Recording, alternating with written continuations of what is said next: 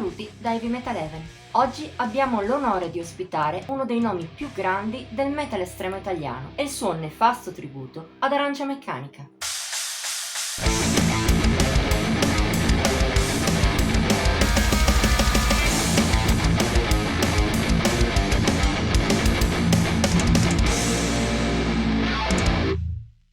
Se spesso cominciamo le nostre video recensioni cercando di presentare a dovere il gruppo analizzato, ci sono casi in cui farlo è inutile. È davvero necessario spiegare chi siano i Necrodeath? Tra le band italiane più famose non solo da noi, ma a livello internazionale, chiunque si sia spinto appena oltre la prima superficie del metal estremo li avrà già sentiti nominare.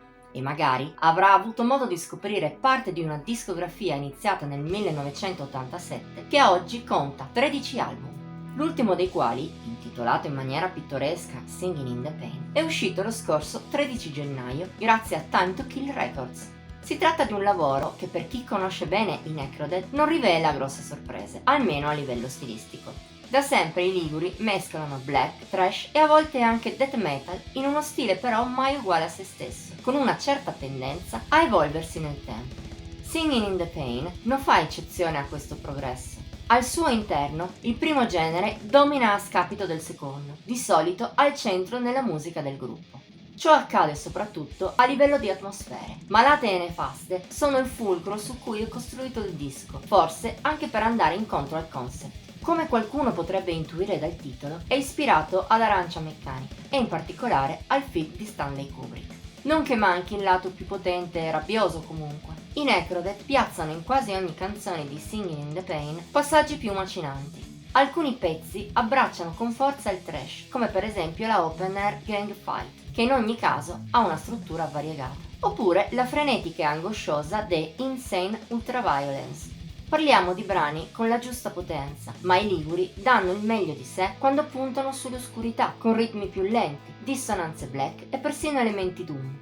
Ciò è testimoniato se non altro dal trio di picchi di Singing in the Pain, formato da The Sweet Up and Down, 655-321 e Omni Ones.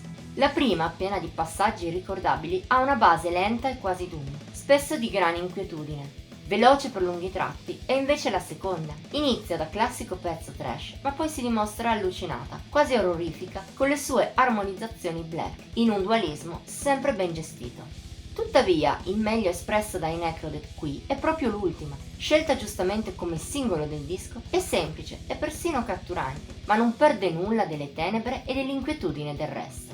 Tutto ciò contribuisce alla bontà di un album che però, dall'altro lato, non è esente da difetti. Ogni tanto, al suo interno, i Necrodeath danno l'idea di affidarsi più al mestiere che all'ispirazione, e a tratti quest'ultima si smarrisce.